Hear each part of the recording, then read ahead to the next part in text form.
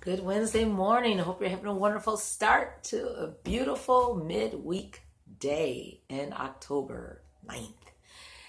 Let me ask you this. Has there been someone that you poured into? It could be your own children. It could be someone you have mentored, maybe a student, maybe a niece and nephew, whoever. And you spend so much time teaching, and then they do an about face with all the instruction and knowledge, and most of all, the life that you led in front of them. When I read 2Kings21, I was like, how is this the case? Now, we know that King Hezekiah, he was a man of God. He was a man of prayer. He pleased the Lord. He tore down the high places of worship. Unlike his father and grandfather and great-grandfather, he did wonderful things. Remember, he brought in the water pipes and opened up the canal and everything. He was an engineer. He had ingenuity. He had foresight and insight. The Lord blessed him. And when he was sick unto death, the Lord had mercy on him and gave him more years to accomplish more for the glory of God. Yeah. So Hezekiah was a bad brother, bad in a good sense. But he had a son. When I read this in chapter 21, Manasseh, he came into the kingdom. He started reigning at the age of 12. Think about the sixth graders, you know. Think about yourself when you were in sixth grade. Oh my. Yeah. Preteen, adolescence. Well, his son came in to reigning as king, and it says that he reigned for 55 years. So he was up until like a senior citizen.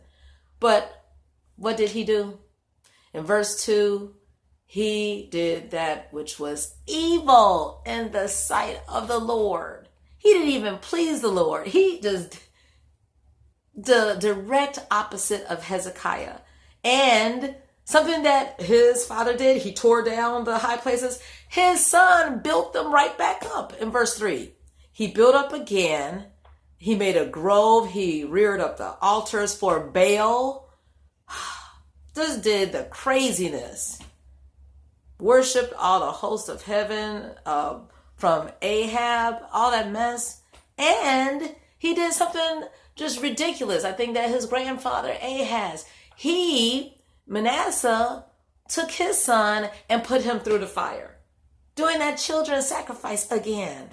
It says in verse 6, he made his son pass through the fire and used enchantments, spells, dealt with familiar spirits and wizards. He wrought much wickedness in the sight of the Lord to provoke the Lord's anger. Oh my goodness.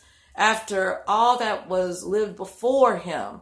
And in verse 9, but they hearkened not the people. Manasseh seduced them to do more evil. So he just was like influencing them to do crazy destruction. Wickedly above all that was before. So he ramped it up. He kicked it up a notch. Oh my goodness. What happens when our descendants, our children before our eyes are just doing things before the Lord and before our eyes, like, where did they get this from? Because today is October 9th. We went to Psalms 9. The Lord's promise is that he would be a protection, a refuge, a place of rest, even when we are witnessing this craziness. Psalms 9:10, the Lord will be also a refuge for the oppressed. Yes, he will. In Psalms 39:4, even though we have poured into them the days that the Lord has given us, we have to know that our days are only as inches. Lord, let me know my end. I have done your work, your will. So let me bless you in the midst of this craziness and trust you, right? And in Psalm 69:36, the seed also of his servants shall inherit it. It might skip a generation, but no, God is faithful and true. Train up that child and he will come back. Have a good day in the Lord. Be faithful. Continue to sow seed and you will see a harvest, especially in this season. Good day.